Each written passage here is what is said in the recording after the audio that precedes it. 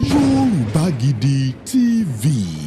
Ọmọ dẹrù ẹgbẹ́ fún ọ dáadáa. There was a woman I pray for here. Nígbà tó dé ọ̀dọ̀ ọkọ kẹrin, ọkọ ayé kẹrin, ìgbà tí yẹn lé jáde lẹ́nìkan ní kó wá bá mi. Ṣé ẹgbẹ́ àwọn tí mò ń sọ? Inú church bíi mo ti gbàdúrà fún pẹ̀pẹ́ 5 minutes tí ohun yẹn jáde pé mo lọ fún ẹ o. Bẹ́ẹ̀ni mi náà tó mọ̀ pé yes nǹkan ṣe. No many things. Ó dìgbà tó bá ṣẹlẹ̀ kéèyàn kan tó mọ̀ gẹ́gẹ́ bí òjíṣẹ́ Ọlọ́run. Ọkọ ọ̀run wà true. Real. Wọ́n na woman kan wọ́n fẹ́ lù pa. Mo ní kí ló dé wọ́n lọ́kọ ọ̀run ni. Wọ́n fìyà jẹ ni. Wọ́n lọ́kọ ọ̀run ni o. Gbogbo ẹnu ni mo fi ń sọ pé wọ́n fìyà jẹ. Wọ́n ní wọ́n lè jí ó lọ́mọ láyé tí ọkọ ọ̀run wà ní ọkọ ọ̀run wo. It is possible. Ọkọ ọ̀run. Wọ́n ní bọ́rọ̀kọ ọ̀run ṣe wọ́n ní ìyàwó ọ̀run tó wà ṣó tọ́tún nìyẹn náà. Ó wà. Fún àpẹẹrẹ pásítọ̀ kan àbí wòlíì kan ó sọ ẹni tí ó win nínú ìdíje eré bọ́ọ̀lù gbẹ̀yìngbẹ̀yìn ẹni tán ni ó win ni ò win ni mọ́. Ṣé mo sọ fún yín lọ́jọ́ tá a jọ sọ̀rọ̀? Mo ní Ọlọ́run is too busy to be talking about sport. Ẹ sọ bẹ́ẹ̀ ó tó di pọ́n gbá bọ́ọ̀lù yẹn gan lẹ́sìn sọ. Kí ni ìtumọ̀ pé ẹnìkan win ní tó bá tiẹ̀ bá iṣọ́ ìwọ̀n bá àjọ gọ́sà ló mẹ́rin bá on the level it is not something it's not for public consumption. Kí ni ó fẹ́ fi ṣe? Ohun tó bá mú yàn sọ̀rọ̀ lọ́rùn ẹnìkan fẹ́ win ẹnìkan ló máa win ní ìbò ó ń wá popularity ni o. Téèyàn bá ń sọ̀rọ̀ nípa pé nìkan ló máa win ní ìbò popularity lèèyàn ń wá. Okay, kí ni tiẹ̀? I told our people here. Ẹgbọ́n mo sọ fún àwọn èèyàn wa kọjọ́ Ọlọ́run fi hàn mí. Níbi nínú ìjọ. Ní ìjọ mi ọwọ́ bí ní on the 29 mo dẹ̀ sọ pé mi ò ránṣẹ́ anybody o. Even if they say so pé ẹnìkan sọ pé mo ní máa deny ẹ̀ pé mi ò sọ bẹ́ẹ̀. Okay. Ṣé nípa ètò ìdìbò tó ń bọ̀? Tó ń bọ̀ mi ṣetán àti sọ ṣá. Ẹ fẹ́ sọ fún ayé. Mi ò lè ṣetán àti sọ pé kó ló wá kó dá ẹ̀mí òun padà. Èyí tí wọ́n ti kó lọ. Ohun tó burú jù ni kéèyàn má lè ríran kó má lè lálàá kó má lè gbọ́ ohùn ẹni yẹn ṣe dẹ́ẹ̀dì wa. Gbọ́rọ̀ àlàlà sọ pé èèyàn lálàá àbí kéèyàn máa wẹ̀ lódò ní ìsìn wọn ogun ayé ẹ̀ náà ń gbàdánù. Bẹ́ẹ̀ni tàbí kó máa gbálẹ̀ lójú oorun. Wọ́n gbọ́ pé òun ti jẹ́ lójú àlá kò ń jẹ́ lójú ayé àwọn kan máa sọ bẹ́ẹ̀. ó tún problem tún dé nìyẹn. Ó jẹ́ lójú oorun tí wọ́n á nọ̀rọ̀ ọmọ ẹ̀ lámàlà jẹ́ lójú oorun tó ń lọ́ọ́ ro màlà àti ewédú inú àga ó máa dìde yóò over yó. Mo ti wà láàrin àwọn àjẹ́ nígbà tí mo wà bí 22, 23 tí wọ́n mú mi lọ sí àárín wọn níjú àlá ṣẹ́gẹ́tì kí ló wá dé kí ló wá bá mú lọ sọ́dọ̀ olórí wọn bó ṣe fẹ́ attack mi báyìí àná mo ṣe fly ni. Ìjọba jẹ́ ọmọ Ọlọ́run. Ṣùgbọ́n kò sí solution. Ìgbàgbọ́ èèyàn gbọ́dọ̀ dúró nínú Olúwa ìgbàgbọ́ mi dúró lórí Krista pátá ilẹ̀ mìíràn ní gbogbo ibi tí wọ́n ń gbà yẹn. Wòlíì làwọn yẹn náà wọ́n fẹ́ bá wọn rẹ̀ rán. Wòlíì yàtọ̀ sí wòlíì ẹran wòlíì òun pẹ́ràn náà. Ẹ̀jẹ̀ Kristi ti ṣe gbogbo ètùtù yẹn o kí ni wòlíì fẹ́ fẹ́ràn ṣe ó máa ṣe jẹ ni o. Wọ́n fẹ́ sẹ̀ǹdì ẹran yẹn lọ sí ìlú bíi tí. Ìlú wo. Bàbá ọmọ yẹn ti wá òun ò débẹ̀ rí wọ́n níbẹ̀ yẹn ni ọfà yẹn ti wá so wọ́n ní láti sẹ̀ǹdì ẹran kan ṣe àwọn ètò kan sára ẹran yẹn wọ́n sẹ̀ǹdì ẹ̀ sí. Ṣé ẹran náà sẹ̀ǹdì ọfà sí tẹ́lẹ̀. Èèyàn ní ìwà àmọ́. Ẹ má jẹ́ ká máa gbọ́ gbogbo jàgàjàgà yẹn ẹni tó bá ti ń lo ẹran ẹ lọ wò ó. Kì í ṣe wòlíì. I don't want to it's not a wòlíì kì í ṣe wòlíì Ọlọ́run. Yoruba Gidi TV. Inú mi dùn nígbà tí wọ́n sọ fún mi pé ẹ jẹ́ ká lọ sílé Olúwa. Ẹ kú dédé àsìkò yìí ẹ̀yin èèyàn mi torí ẹ̀yin lè yan wa àwa lè yan yín béèyàn bá jẹ́ tẹni kì í wo ètò ẹni. Ọlákúnlé Fásùgbà ló kọ mi. Mo wà pẹ̀lú ìránṣẹ́ Ọlọ́run alààyè ẹnu oníkànlá tí gbọ̀pọ̀n ni Yorùbá wí. Ẹ bá ní kí àwọn èèyàn tó ń wà káàkiri orílẹ̀-èdè àgbáyé. Mo kí gbogbo wa káàkiri orílẹ̀-èdè àgbáyé. Orúkọ mi ni Wòlíì Ìdòwú Kẹ́hìndé Olúkáyọ̀dé láti ìjọ the Lost Prevailing Prayer Ministry ní Abẹ́òkúta l'Ógùn State ní Nàìjíríà. Tó ẹ ṣeun gẹ́gẹ́ bí tí a ti máa ń gbọ́ àwọn ìránṣẹ́ Ọlọ́run wọ́n wà fún láti nu omi jí àwọn èèyàn kúrò ìyẹn ni pé Ọlọ́run máa ń lò wọ́n tí wọ́n bá fira wọn sílẹ̀ fọlọ́run láti lò wọ́n láti lè nu omi jí àwọn èèyàn kúrò bó tiẹ̀ jẹ́ pé oríṣi nǹkan míì ní tá à ń rí lóde lónìí torí pé ọ̀pọ̀ àwọn wòlíì tí ń forúkọ Jésù wá nǹkan jẹ wọ́n ti kún ta ṣùgbọ́n àwọn ọ̀nà wo ni a lè gbà yanjú àwọn ìṣòro kan bí ìṣòro àlákàlà ṣe mọ̀ pé ibẹ̀ yẹn la bọ́rọ̀ dé nígbà tá a jọ ń jíròrò kẹ́yìn. Oríṣiríṣi àlá, ẹlòmíì máa ń wò pé àlá ò nítumọ̀, ẹlòmíì wò pé téèyàn bá ti ṣe wàhálà lọ́sàn-án ó nọ́mà kó lálàá ní alẹ́ tó bá sùn. Àwọn kan sọ pé in fact ó wà scientifically proved wípé téèyàn bá ṣe wàhálà tàbí nǹkan téèyàn bá ń ṣe lọ́sàn-án á fi lálàá lóru. Máa fẹ́ kẹ́ ẹ ṣàlàyé pẹ̀lú ojú ẹ̀mí tẹ́yìn bá fi wò ó kí ni àlá jẹ́, ṣó ṣe pàtàkì. Ẹ ṣé. Number one, iṣẹ́ òjíṣẹ́ Ọlọ́run òun ni láti gbẹnu sọ. Ọlọ́run máa ń rán àwọn èèyàn níṣẹ́. Ọlọ́run ní representative ní ọ̀pọ̀lọpọ̀ àwọn èèyàn wọn mọ̀. And then number two ni pé níbi tí original bá wà ẹ máa rí fake o. Tí original bá wà níbì kan anything fake náà ṣe pàtàkì láti wà. tí ò bá ti sí fake kò sí original. Tí original bá ti wà ẹ máa rí fake. So a gbọ́dọ̀ bánújẹ́ jù tá a bá ń rí fake torí kò sọgbọ́n kí fake má sí.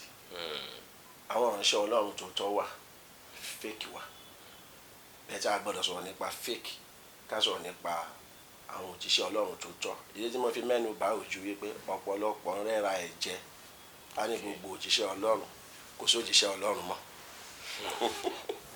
So iṣẹ́ ìṣù dẹ̀ ni ète ìṣù láti wò pé mi ò nílò láti sopọ̀ láti pẹ̀lú wòlíì tàbí anybody tó bá pẹ̀rẹ̀ ń pásítọ̀. ìránṣẹ́ Ọlọ́run tó tá a bá ń sọ nípa ìránṣẹ́ Ọlọ́run ní tí Ọlọ́run fẹ́ tó ń lò láti fi ara ẹ̀ hàn nínú ayé kó lè fi hàn àwọn ènìyàn ni.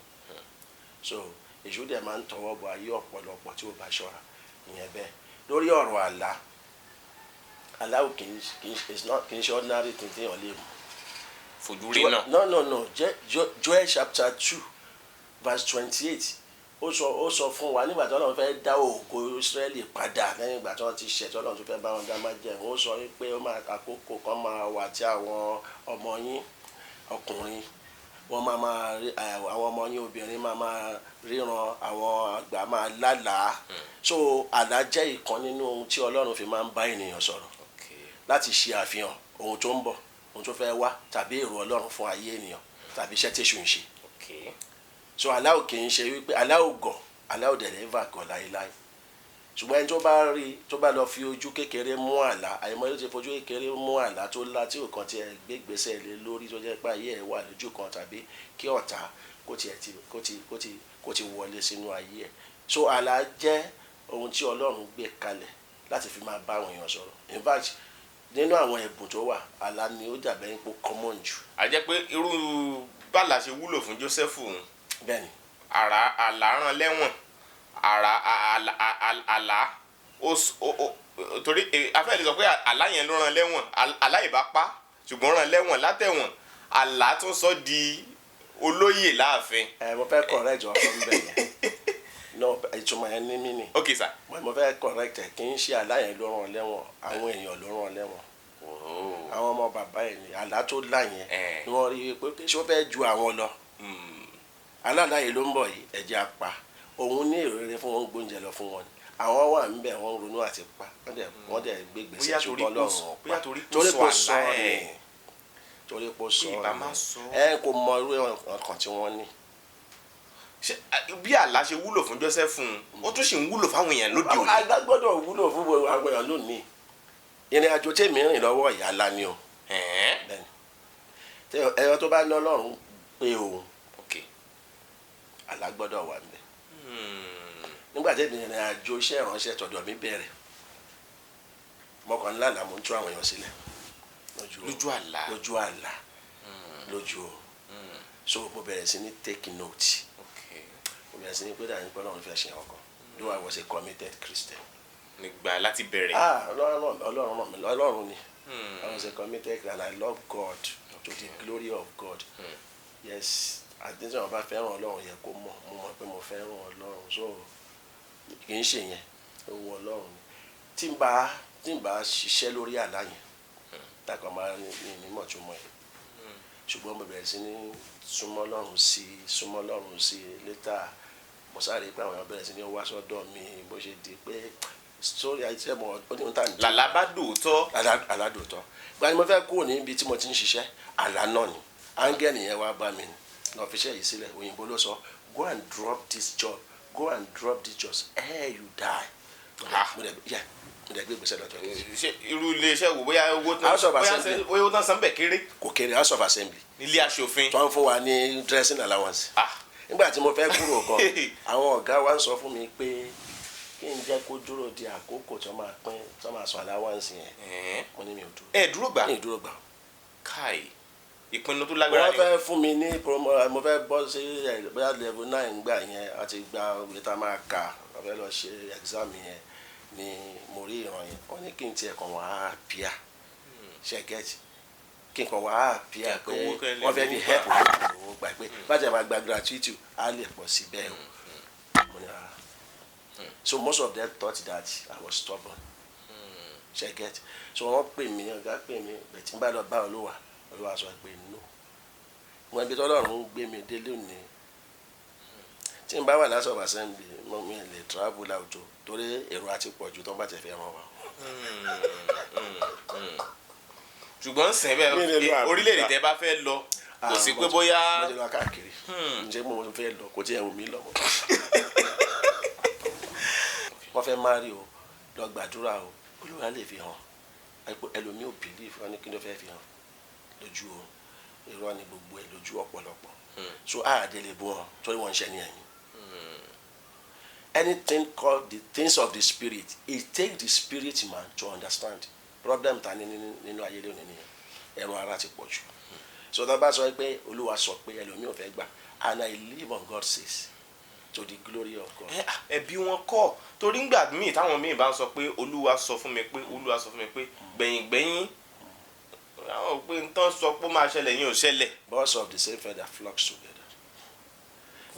They will never go to a place. fún àpẹẹrẹ pásítọ̀ kan àbí wòlíì kan ó sọ ẹni tí ó win nínú ìdíje eré bọ́ọ̀lù gbẹ̀yìngbẹ̀yìn ẹni tán ni ó win ni ò win ni mọ́. ṣé mo sọ fún yín lọ́jọ́ tá a jọ sọ̀rọ̀ mo ní Ọlọ́run is too busy to be talking about sport. ẹ sọ bẹ́ẹ̀ ó tó di pọ́n gbá bọ́ọ̀lù yẹn gan lẹ́sìn sọ. kí ni ìtumọ̀ pé ẹnìkan win ègbèké tó bá tiẹ̀ bá iṣọ́ ìwọ̀n bá àjọ gọ́sà ló mẹ́rin bá ń bá on the level it is not something it's not for public consumption.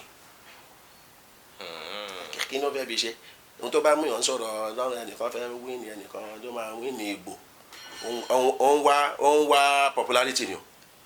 téèyàn bá ń sọ̀rọ̀ nípa pé nìkan ló máa win ní ìbò popularity lèèyàn ń wá. okay kí ni tiẹ̀ I told our people here ẹgbọ́n mo sọ fún àwọn èèyàn wa kọjọ́ Ọlọ́run fi hàn mí.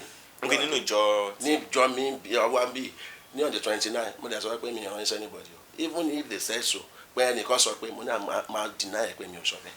ok ṣé nípa ètò ìdìbò tó ń bọ̀. mi ṣetán àti sọ ṣá. ẹ fẹ́ sọ fún ayé. mi ò lè ṣetán àti sọ mi ò lè ṣetán ìgbà mi Olúwa sọ pé lọ sọ ìgbà mi á kàn fi hàn ẹ́ just to let you know okay tí kìíní ìbá ṣẹlẹ̀ this presence of God is still with you. So èyí tọ́lọ́run ò bá ní kéèyàn sọ èèyàn ò nílò láti sọ. tí wọ́n ṣẹlẹ̀ yà pàpà ó ló fẹ́ sọ fún. in fact ó máa ránṣẹ́ sí yàn gan nínú ìjọ tí yàn pásítọ̀ gan á sọ pé má sọ fún lọ ṣiṣẹ́ báyìí. kan ló gbàdúrà ní olórí nípa ẹni yẹn. wá tó jẹ́ pé nǹkan yẹn wá bára wọn máa pẹ́ Olúwa ti fi hàn. mi ò kàn sọ fún ẹni ṣùgbọ́n mo ti ń bẹ mo ti I ń don't gbàdúrà. tell people I'm praying for you I don't need to tell you I'm praying for you. I don't need to. torí àárín mi ó dẹ̀ ń work for me gan. àárín mi àti Ọlọ́run nìyẹn there are some things tí mi máa ń rí gẹ́gẹ́ bí pé ṣé kì í ṣe show up. ṣé kì í ṣe show up ṣe kárí mi Ọlọ́run dẹ̀ fẹ́ high service Ọlọ́run fẹ́ bẹ́ẹ̀ kì í ṣe pé mò ń ṣakọ Ọlọ́run fẹ́ bẹ́ẹ̀ so lórí ọ̀rọ̀ àlá ò kì í ṣe ohun tí èèyàn lè gbé tì. ẹlòmíì yẹn lálàá ó wù kó rántí àlá tó lá kó lè ṣiṣẹ́ lé lórí ṣùgbọ́n nígbà tó jí kò rántí mọ́kàn wá òun dẹ̀ lálàá o. iṣẹ́ òkùnkùn wọ́n wipe off. tó bá ń ṣẹlẹ̀ pé èèyàn ń lálàá tó ń kúrò nínú ọkàn èèyàn ń gbàgbé wọn tàbí kó má lára àwa mọ̀ pé òun dẹ̀ lálàá kan o kò ní rántí tàbí kó má lára rárá. ó léwu gan. kí wàá ló yẹ kí ló ẹni bẹ́ẹ̀ ṣe. ó máa gbàdúrà ni á dẹ̀ máa ka ọ̀rọ̀ Ọlọ́run pé kó lè wá kó dá ẹ̀mí òun padà èyí tí wọ́n ti kó lọ. ohun tó burú jù ni kéèyàn má lè ríran kó má lè lálàá kó má lè gbọ́ ohùn ẹni yẹn ṣe dẹ́ẹ̀dì wa. àwọn ìfihàn tí ó ran ayé ẹ̀ lọ́wọ́ ó ní ó ń pass by. the spiritual controls the physical. ṣùgbọ́n ọ̀pọ̀lọpọ̀ mọ̀ bẹ́ẹ̀ ipe nǹkan ti ẹ̀mí òun ló máa mú tara wá. ẹ̀dá èèyàn nílò ìfihàn. ẹni ẹ̀mí ni wá. revelation. ṣe inú kálá ti jáde ni. bẹ́ẹ̀ ni. ẹni ẹ̀mí ni wá lẹ̀ ṣe máa padà dé ẹni ẹ̀mí compulsorily téèyàn bá kú ṣe kò dẹ̀ nìyẹn. ara máa ìkan ló máa fara jẹ. ó ti lọ ọjà máa ṣe bí àwọn according to ohun tá a gbọ́ wọn ní òkun rí alààyè ò lè ró kó ti dẹ̀ ní ẹ̀mí. bó tẹ̀ kí bíbélì ò sọ yẹn ṣá. no ṣe bí nǹkan táwọn èèyàn ń sọ ni. tí wọ́n ń sọ nìyẹn. àṣùọ́lẹ̀ àìmọye àwọn ló ti rí irú nǹkan bẹ́ẹ̀ á náà nǹkan rí. èmi kàn ń tọ́ ẹ láti fi yẹn ṣe àkàwé pé èèyàn gbọ́dọ̀ jẹ ẹni ẹ̀mí. ọmọ pọ̀ ló ń lọ sí chọ́ọ̀chì tí òun ṣe ẹni máa ń sọ fáwọn èèyàn wa tó bá ti ń bọ̀ wá sí chọ́ọ̀chì gbé ẹran ara jáde kó gbé because wò lè gain anything so àlá jẹ́ nǹkan tẹ̀mí ṣá. ok màá fẹ́ kẹ́ ẹ bẹ̀rẹ̀ sí pẹ̀lú ìmọ̀ tí Ọlọ́run fún yín nípa àlá yóò wù mí kẹ́ ẹ lò ó láti fi tú ọ̀pọ̀lọpọ̀ tó wà nínú ìdè sílẹ̀ yóò wù mí kí Ọlọ́run lò yín láti fi la ojú ọ̀pọ̀lọpọ̀ tó ti ń ṣubú nípasẹ̀ àlá kí wọ́n lè dìde. ohun tí mo jẹ́ kí wọ́n gbọ́dọ̀ mọ̀ ni pé tí wọ́n bá láàlá ok sir. wọ́n gbọ́dọ̀ gbé ìgbésẹ̀ lé lórí. ok ìgbésẹ̀ tí wọ́n máa gbé òun ni pé tí ènìyàn bá ti wà spiritually developed ok kó lọ bá àwọn ènìyàn tí wọ́n dàgbà jù kí wọ́n kó lóun lá àwọn àlá báyìí mo lọ pray ní àjà fún woman kan lọ́jọ́ kan fún family kan nígbà tá a débẹ̀ woman yẹn pè mí sẹ́yìn ó ní òun máa ń lá ọkọ òun máa ń bọ̀ òun ṣe ó ní bí ọkọ òun bá ṣe bí ọkọ òun bá ṣe dìde lórí òun báyìí tí òun bá fi sùn yẹ ọkọ òun máa dé onídẹ̀ẹ́ máa bá jù lòun gan ó máa bá òun ṣe gan tó máa ní pains ti rẹ̀ bá mi. káì. ohun tí mo fẹ́ mú jáde ńbẹ̀ ni pé onígbà tí òun wà ní kékeré onóhun gan ní kí ni ẹ ti máa ń ṣe onóhun enjoy yẹ onígbà tí ò bá wá lọ́jọ́ kan òun á tún máa ronú pé kó wà pé aláyé tó wọn láláyé. ìyẹn ti wá jókòó sínú ayé ẹ tó bá jẹ́ pé ó ti mọ òye nípa àlàyé pé tí wọ́n bá ń báyàn ṣe lójú oorun ọkọ ọ̀run ni wọ́n máa ń pè kò dẹ́ sí nǹkan tó ń pè ní ọkọ ọ̀run náà ju àwọn mìíràn ìdílé àwọn ọ̀tá tó fẹ́ báyé ẹ̀. mo fẹ́ béèrè yìí pé ó wà lára àwọn nǹkan tí mo fẹ́ béèrè tẹ́lẹ̀ pé ṣọ́kọ ọ̀run wà táìtù jọ mi. ó wà nítorí pé a ti gbọ́ oríṣiríṣi àwọn èèyàn tí wọ́n ń wá tí wọ́n sọ fún wa pé ẹnìkan bá òun ṣe lójú ọkọ ọ̀run wà tó máa ti bímọ sọ. a jẹ́ pé nínú ìpàdé wa míì lọ́jọ́ mi báyìí ẹ ṣàlàyé púpọ̀ sí fún wa nípa ọkọ ọ̀run ń bá níṣòro ọkọ ọ̀run kí ni tó yẹ kí irú ẹni yẹn ṣe wọ́n máa ń lé ọkọ ọ̀run àwọn kan láwọn lọ́kọ ọ̀run wọ́n ti lé kò lọ. wọ́n lé ọ̀ lé agbára ẹ̀mí mọ́ náà máa fi tì jáde àwọn náà ń dẹrù ẹgbẹ́ kan náà ń dẹrù ọkọ ọ̀run. wọ́n máa ń dẹrù ẹgbẹ́ fún wọn dáadáa. the woman I pray for here nígbà tó dé ọ̀dọ̀ ọkọ kẹrin ọkọ ayé kẹrin gbà tí yẹn lé jáde lẹ́nìkan ní kó wá bá mi ṣe agbá wa tí mò ń sọ inú church bíi mo ti gbàdúrà fún pẹpẹ 5 minutes tí ohun yẹn jáde pé mo lọ fún ẹ o. gbẹ̀yìn mi náà tó mọ̀ pé yẹn sì nǹkan ṣe no many things ó dìgbà tó bá ṣẹlẹ̀ kéèyàn kan tó mọ̀ gẹ́gẹ́ bí òjíṣẹ́ Ọlọ́run. ọkọ ọ̀run wà true real. wọ́n na woman kan wọ́n fẹ́ lù pa mo ní kí ló dé wọ́n lọ́kọ ọ̀run ni. wọ́n fìyà jẹ ni. wọ́n lọ́kọ ọ̀run ni o. gbogbo ẹnu ni mo fi ń sọ pé wọ́n fìyà jẹ. wọ́n ní wọ́n lè jí ó lọ́mọ láyé tí ọkọ ọ̀run wà ní ọkọ ọ̀run wo. it is possible ọkọ ọ̀run. wọ́n ní bọ́rọ̀kọ ọ̀run ṣe wọ́n ní ìyàwó ọ̀run tó wà ṣòótọ́ tó nìyẹn náà. ó wà ohun Olúwa ló tẹ̀ jẹ́ kí n mọ̀ pé ìyàwó ọ̀run wà a man came mo lè sọ pé bó ṣe ń pray fún ẹ̀mí Ọlọ́run sọ pé kí ni kó lọ bá ìyàwó ọ̀run. bẹ́ẹ̀ ni kó bá ìyàwó ọ̀run. kó bá ìyàwó ọ̀run. ta ló tòsí ara wọn náà méjèèjì. tẹ́ni yẹn ni tàbí kó ti jẹ́ pé kí má jẹ̀mú kan ti wà. má jẹ̀mú ló ń bí ọ̀rọ̀ ọkọ ọ̀run. oh Lord má jẹ̀mú ni o má jẹ̀mú ni o. there are many things ọkọ ọ̀run ṣe o ìgbà mi kò ń jẹ́ kí arábìnrin yẹn ní ọmọ ìgbà mi kò ń jẹ́ kí iṣẹ́ ọkọ tó bá fẹ́ sílé dà o ìgbà mi wọn ó máa hate ara wọn ni tó bá rí ó máa dàbí ẹni pé kó para wọn ni o there are many cases like that o. So ẹni tí o bá wá ní nǹkan tẹ̀ mí tàbí tí o gbàgbọ́ tó ní pé what will be will be what will be can never be if you are not ready to be. We have responsibility a ní ojúṣe láti ṣe lórí ọ̀rọ̀ ayé wa ṣùgbọ́n ẹnì kan pọ̀ ní ọkọ̀ jókòó sáyé irọ́ ni wọ́n ń pa àwọn kan ò parọ́ tó jẹ́ passion ni wọ́n fi ń ṣiṣẹ́ yẹn. ó dàbí pé ọ̀rọ̀ àlá àti ọkọ ọ̀run ó fẹ́ wà interwoven bákan ó wọnú ara wọn. inú àlá náà ti ń ṣiṣẹ́ ni. inú àlá la ṣe bọ́ọ̀rọ̀ àlá la sọ pé èèyàn lálàá àbí kéèyàn máa wẹ̀ lódò ní ìsìn wọn ogun ayé ẹ̀ náà ń gbàdánù bẹ́ẹ̀ ni tàbí kó máa gbálẹ̀ lójú oorun ẹ já wá bẹ̀rẹ̀ kí ọ̀rọ̀ ọkọ ọ̀run yẹn kó má jẹ́ ká má lọ digress kúrò lórí pọ́ìntì ti àlá. ó dẹ̀ ń wọnú ara wọn náà. ọ̀pọ̀lọpọ̀ mi last time tí mo bá yín sọ̀rọ̀ mo sọ̀rọ̀ nípa ẹni tó lòún jẹ àkàrà lójú oorun ó ní kódà wọn tó fi búrẹ́dì support ẹ̀ fóun òun mi nìkan ni ò tí ì mú sí. wọn ẹ jẹ́ kó mọ mu tó bẹ pa ni. màá fẹ́ kẹ́ ẹ bá wa sọ bóyá téèyàn bá ń jẹun lójú oorun ṣé gbogbo ẹ̀ náà ni ó léwu. ẹ máa bá wa máa fẹ́ kẹ́ ẹ máa bá wa yàn náà kọ̀ọ̀kan. òun náà mo fẹ́ try láti sọ ó ní í ṣe level tí ẹnìyẹn bá wà nínú ẹ̀mí. ok sir. ní ṣe gbogbo ẹ̀. all right.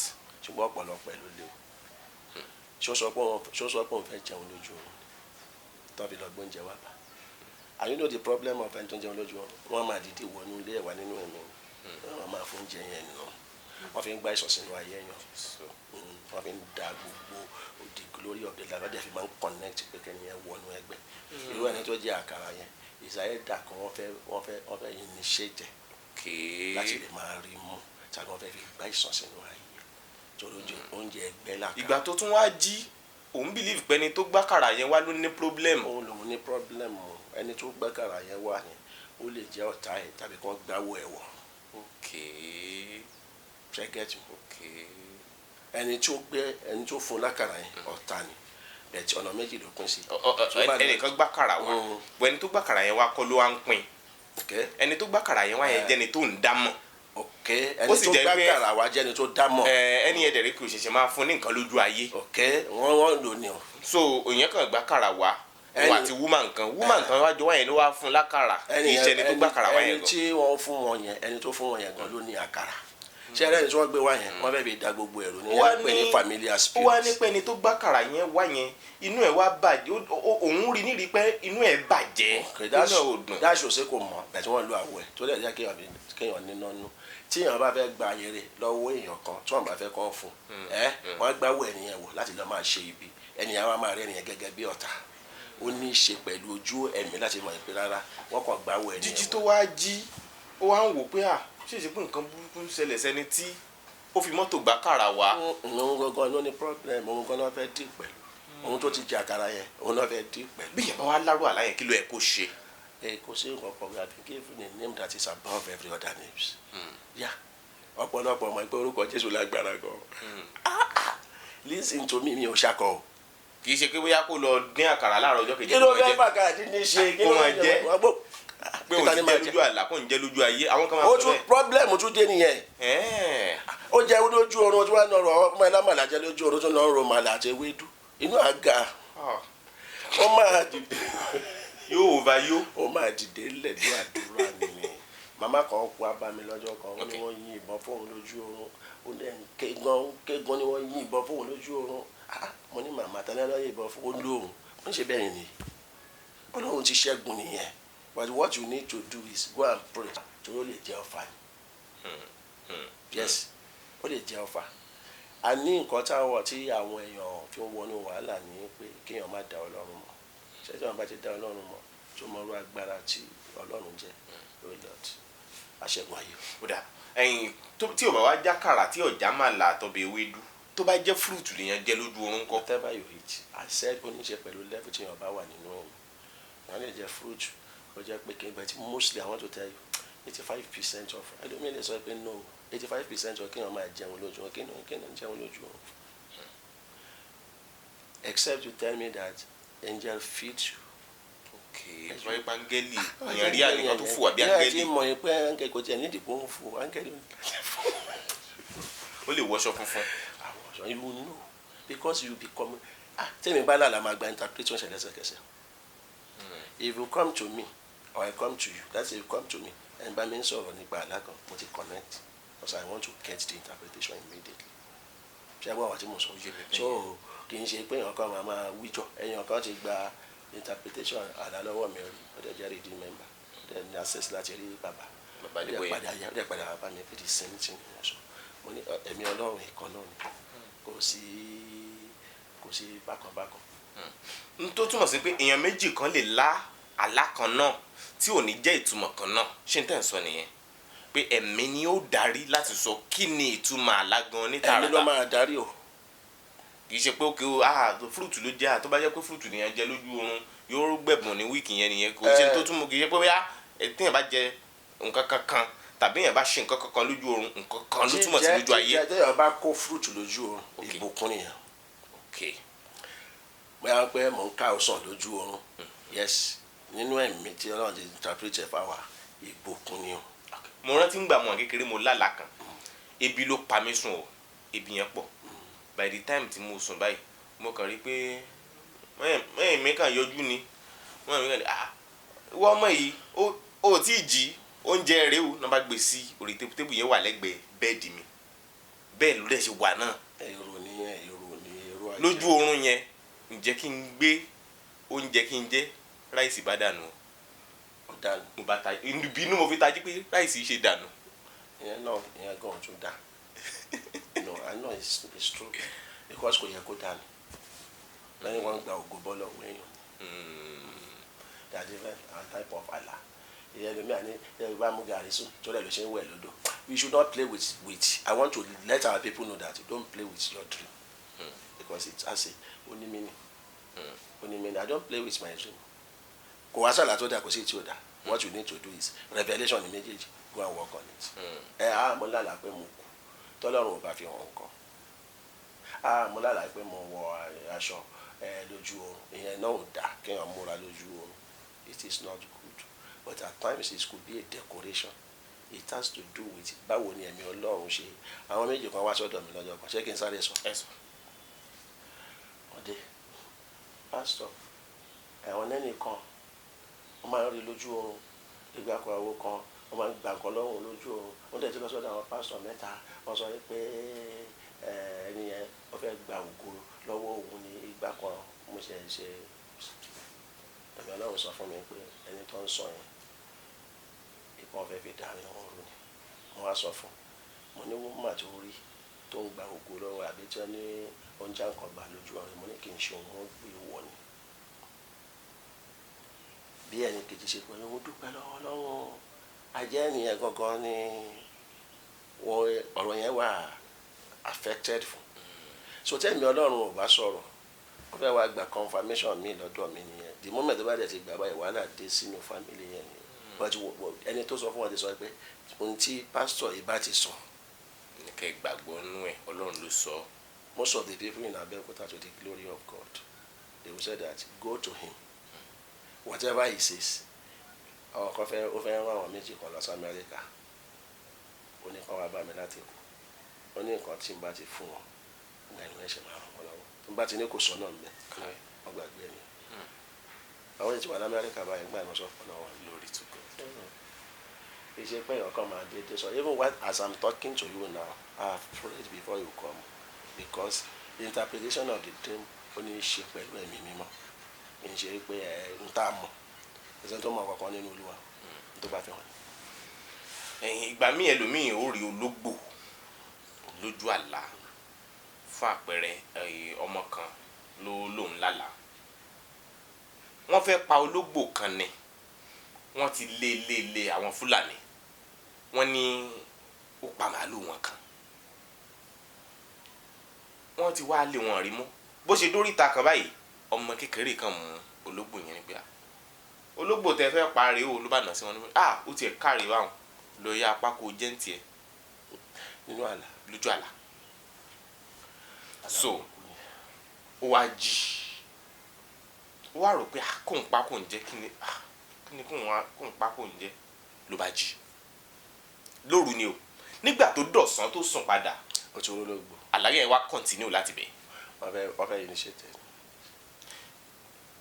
àlàyé kọ́ntínú pé ó wá mú ológbò yẹn ó sọ sínú coalpot tó fi ń dáná ṣùgbọ́n iná yẹn ò jó ológbò nígbà tó pe aráalé wá ohun tó ń rí o ṣe iná ò jó ó wá mú ológbò yìí ó gbé lọ síbi tó jìnnà lójú àlá ó lọ sọ sínú odò ìgbà tó tún padà wálé ológbò yẹn tún wá ó ń lọ nígbà tó wá tásìkò kan wá gbé ológbò yẹn ó wá fẹ́ pa ó lágbára láti pa ó ní tó lè fi pa lọ́wọ́ ṣùgbọ́n lójú ayé ó jẹ́ni tó yẹ pé kò lè padìẹ kì í fẹ́ pa nǹkan kan tó bá ti lẹ́mìí. Ọlọ́run ràn lọ́wọ́ ni.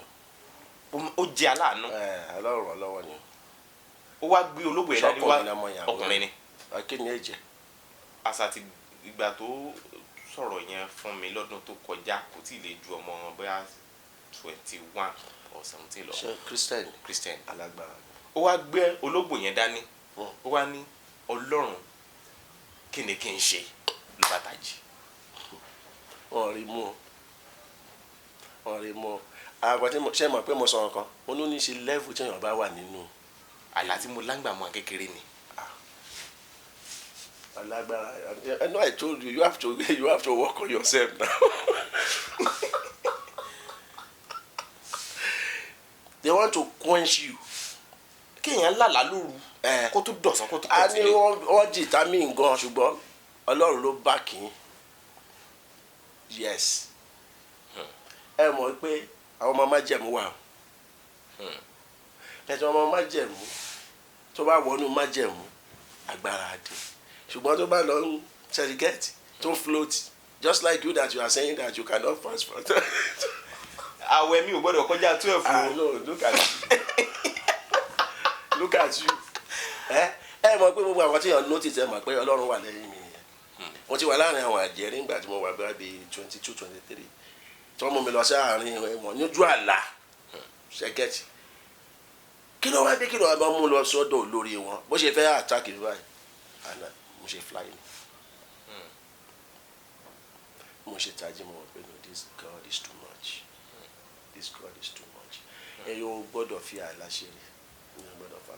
Aláwọ̀ ṣe tí wọ́n fi ṣe nǹkan nínú àwọn tí Ọlọ́run fi máa ń dì pẹ̀lú èèyàn nìyẹn láti máa fi tú àṣírí ohun tó fẹ́ ṣe tàbí ohun tí ọ̀tá fẹ́ ṣe.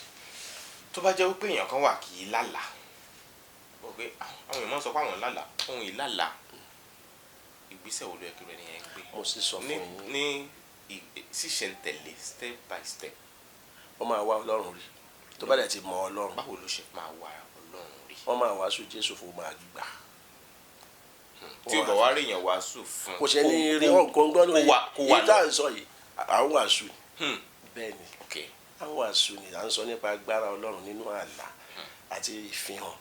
So Jésù ṣó wà hídìn ṣá àfi tí Yorùbá fẹ́ gbà because tí ò bá kí ń lálà spiritual wọ́n ti blindfold ẹni.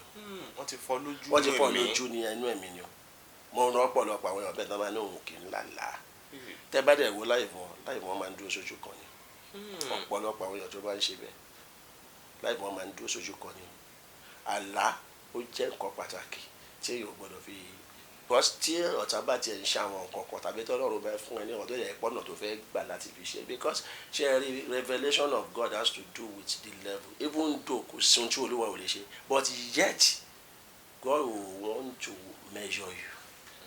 Oúnjẹ tó tọ́ sọ́mọ wọn ń gbé fàjà o tí èèyàn bá jẹ́ ọmọ kékeré nínú ẹ̀mí nǹkan kékeré ló máa gbà o tó bá jẹ́ àgbàlagbà nǹkan àgbà ló máa gbà o bẹ́ẹ̀ ṣe kẹ́ ẹ náwó kẹ́ jẹ́ bílíọ̀nìà ẹ lè gbé mọ́tò fún ọmọ yín ọdún mẹ́ta o kẹ́ nítorí ẹ kò possible ṣùgbọ́n ó ní ráìtì àti gbà ṣùgbọ́n torí pé kò yí kúrò kò lè gbà so tí ò bá dẹ̀ wá kúrò ó lè má gbà títí ayé nǹkan ó ṣe wà nínú ẹ̀mí nìyẹn o so tí bàbá náà òun lọ sí òun sin Ọlọ́run ohun tí o bá láàkì láti tó ní béèrè lọ́wọ́ Ọlọ́run máa fi fún ẹ adìẹ ní adìẹ máa gbé ìgbésẹ̀ máa kàrọ̀ Ọlọ́run adìẹ máa dì pẹ̀lú gbogbo agbára tó blindfold o that is the only way kò ní pé máa lọ ṣe fún lójú anybody tàbí ó máa lọ ṣe gbá kan. Nígbà tí Jósẹ́fù lálàá gẹ́gẹ́ bó ṣe wà nínú Bíbélì ó ṣe àwọn àṣìṣe ṣùgbọ́n Ọlọ́run yọ ọ̀pọ̀ èèyàn náà lónìí ló jẹ́ pé bí wọ́n bá lálàá wọ́n máa ń ṣe àwọn àṣìṣe kan irú àwọn àṣìṣe wo pẹ̀lú ẹ̀yin tẹ́ máa ń cancel àwọn èèyàn àwọn àṣìṣe wo làwọn ilẹ̀ ṣàkíyèsí pé àwọn èèyàn máa ń ṣe lẹ́yìn tí wọ́n bá lálàá tàbí kí wọ́n tó lálàá àwọn àṣìṣe wo ni wọ́n máa ń ṣe kí ni tó yẹ kí wọ́n ṣe láti fi bọ́ kúrò nínú ewu àṣìṣe àlá. Àwọn tí ọ̀pọ̀lọpọ̀ àwọn máa ń ṣe ni wípé wọn ò gbàgbọ́ pé àlá ò gọ̀. So wọ́n máa ń rí gẹ́gẹ́ bíi pé it is part of life. Àlágọ̀ pé ṣe bá là lásán ni àgàkọ́ tó bá lọ bá ọ̀rẹ́ ẹ̀ tí ò mọ kankan what I used to so she believe nírú nǹkan ẹ̀ náà ẹ̀ ṣe ṣe ẹ rí Joseph àlè ló ṣàṣìṣe ṣe get bí Ọlọ́run ṣe fẹ́ kó ìrìn yẹn nìyẹn ó dẹ̀ dúró gbogbo àwọn ó jẹ́ olótìtọ́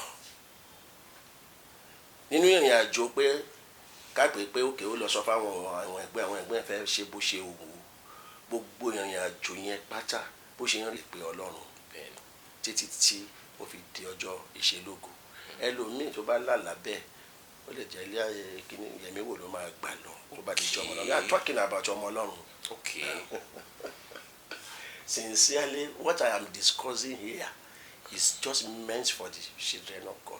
Ẹni tí ò bá ti dá Ọlọ́run mọ̀ ó ní ìrìn àjò láti rìn ìrìn àjò ní pé kọ́kọ́ wá sí ọ̀dọ̀ Ọlọ́run. Ẹni tó bá gbàgbọ́ nínú Jésù tó bá ti gbàgbọ́ nínú Jésù tó lóun ń sìn tó bá lálàá ìgbésẹ̀ tó máa gbé ni pé kó dìde kó bẹ̀rẹ̀ sí ní gba àdúrà tó bá dẹ̀ ti gba àdúrà kó lọ sọ́dọ̀ àwọn ìránṣẹ́ Ọlọ́run tó bá mọ̀ yìí pé wọ́n tún máa tọ́ òun sọ́nà they can help but forget that the moment you have called the name of Jesus to whatever bóyá ìdájọ́ èmi ò ṣe bìrì ìpàlà kan burú èmi rí gbogbo ẹ̀bí revelation mo ra mọ́tò lójú oorun wọ́n sọ̀kòlù mi lójú oorun mo jẹun lójú oorun the moment tó bá ti jí ó ti fún ẹ lórí ọ̀fẹ́ láti lo àṣẹ yẹn but a lot of us we don't know where we are placed we don't understand our identity àti àṣẹ tó wà ní inú àwọn ti gbé bọ́n lójú àlàsà wọ́n ní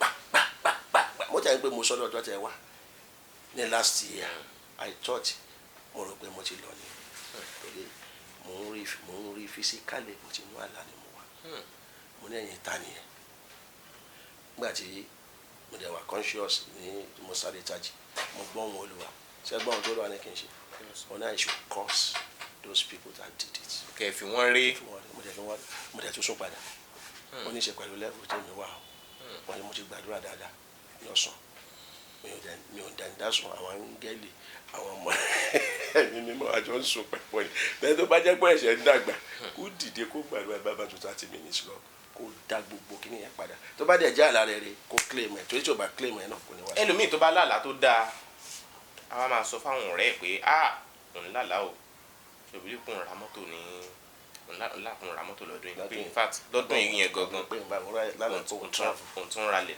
kùdùbìlì pé láàárọ̀ yìí gan ẹnìkan ṣì ń sọ fún un láàárọ̀ tó kàn fi ń bọ̀ ṣàwádà pé àṣé o ti ra mọ́tò ni àwọn òbí yẹn àlá tó ń láǹjẹ ta yẹn ó mà lẹ́yìn pé ó fẹ́ ó rẹ̀ pé àtà yẹn ó burú kò dá kéèyàn máa ṣe bẹ́ẹ̀. it is not right àwọn Yorùbá àwọn ọ̀rẹ́ ẹ̀ ni gbogbo aláǹgbá lóde ọjọ́ tí èèyàn bá lóògùn ẹ máa tún máa tún fẹ́ràn yín náà tí Joseph ò bá sọ ìtumọ̀ àlá tó láyẹn tí ó bá sọ fáwọn ẹ̀gbọ́n ẹ̀ wọn ni wọn lóyún táwọn ẹ̀gbọ́n ẹ̀ jẹ́ one has to be very careful you don't announce ohun tí ò tí ì wá sí ìmúṣẹ glory lèèyàn máa announce ṣe get so ọ̀pọ̀lọpọ̀ ti fi àìlè kóra ẹni ní ìjánu wọ́n ti fi ta ògùn ẹ̀ sọ́wọ́ àwọn tí ò fẹ́ràn ẹ̀ tó rò pé àwọn àfojúfẹ́ ni. má fọkàn fẹ́ ni. kò sẹ́ni tó fẹ́ kẹ́yìn kan ga jù òun lọ. so èèyàn máa ń tọ́jú nǹkan àwọn Yorùbá sọ pé báwo ni wọ́n tẹ̀sí ń po èèyàn pẹ́ tí kinní kan bíṣu ẹni bá jiná. bíṣu ẹni bá ta àdọ́wọ́ bò jẹ́. you have to be very careful ẹlòmíì out of pé pride ẹ máa rí tó máa fi sọ gbogbo ògùn ayé ẹ̀ ó ti ẹ̀kọ́ mọ̀ fáwọn ọkùnrin wọ́n lẹ́nu ọmọ òun méjì wà ní gbá kinní kan ẹni tí ó dẹ̀ ń bá sọ̀rọ̀ yẹn ọmọ ẹ̀gbọ́n tiẹ̀ tí wọ́n skul rárá àti bẹ́ẹ̀ bẹ́ẹ̀ lọ àwọn nǹkan kan lè ṣẹlẹ̀ bẹ́ẹ̀ ju gbogbo ẹ lọ advice ni wípé wọ́n náà tó lè rí dákẹ́ ọ̀nà mi mímọ́ when the spirit of the Lord is in you he will tell you on how to live your life because inú ẹ̀mí mímọ́ kò sí ìgbéraga ń bẹ kò sí kárí mi ń bẹ kò sí ojú ayé ń bẹ. You just want to behave according to the leading of the Lord. tó bá yẹ tó kíyàn sọ òtítọ́ ọ̀rọ̀ fún ẹni yẹn kó jẹ́ ẹni yẹn ló ń fún yàn ní owó oúnjẹ ṣùgbọ́n tó jẹ́ òtítọ́ tẹ́mi Ọlọ́run bá ní kó sọ you have to say it ó lè mú kó má fún ẹ lówó oúnjẹ wọn ṣùgbọ́n the next you will see what God will do but tẹ̀sí bí ayé tẹ̀sí ló pọ̀ jù náà yẹ. tó bá jẹ́ pé nìkan wà tó yẹ pé àlákàlà máa ń yọ lẹ́nu gan-an bá lálàá lónìí ó bá tún dàárọ̀ ọ̀la ó tún ti lóru mọ́jú ọ̀la yóò tún sá míì ó bá jẹ ráìsì lónìí ó bá dọ̀la ó lè mú gàrí lójú àlá ó lè jẹja ó lè wẹ́dò ó lè mọ sáré kán máa lé pẹ̀lú bọn wọ́n wò pé wọ́n ní òun ò nílò láti ṣe máa sọ àlá fún èèyàn wọ́n ti pásítọ̀ ti sọ pé kí n má wulẹ̀ máa sọ àlá mi fún èèyàn kí n gbàdúrà ni ó wá fẹ́ gbàwẹ̀ kó gbàdúrà kí ni tó yẹ kí èèyàn mọ̀ nípa ìlànà àdúrà gbígbà àti àwẹ̀ gbígbà tó yẹ kí gẹ́gẹ́ bí ọmọ Ọlọ́run àwẹ̀ ojoojúmọ́ là ń gbà àwẹ̀ ṣé rí àwẹ̀ pa àjẹun yẹn is abstaining from food. A Christian life is a life of fasting, separating yourself unto God. Okay, ẹni tí ò ẹni sòrò ẹ máa gbọ́ ẹni tí ò jẹun torí pé ó gbà àwẹ̀ tí ò jẹun láàárọ̀ títí di alẹ́ ṣùgbọ́n ó tún gbogbo èèyàn kílẹ̀ ò tó ṣù tó jà tó sọ̀rọ̀ èké ṣáàwẹ̀ nìyẹn. tó búyàn. tó ti búyàn tó sọ̀rọ̀ èké tó ṣe léyìí tó ṣe tọ̀ ọ̀hún mo ń try láti pick àwọn ọ̀pọ̀ fún yín ni o. A life of a child of God is a life of fasting, total separation, abstaining from all appearance of evil. tó bá jẹ́ ẹ̀yàn lásán nìyẹn ń ṣe àwọn tó tẹ ayò títú tí o bá tó wá fẹ́ gbé ìgbésẹ̀ the instruction of the Lord will say èmi ń gbà àwẹ̀ 40 days lẹ́ẹ̀mẹ́ta lọ́dún.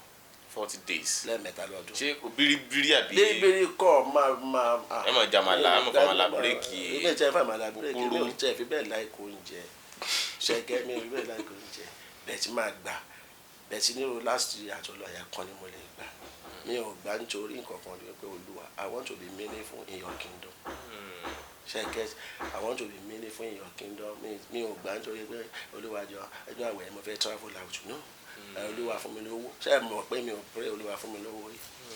kí ló dé tẹ̀ kí n pray pé kọ́lọ́run fún yín lówó owó ṣe pàtàkì ńlá ìfọ̀ ẹ̀dá. kọ́kọ́ wá gbogbo seek first the kingdom of God and his righteousness. ó ní gbogbo ètò òkú a máa fi kún fún wa so ó fi ń kún o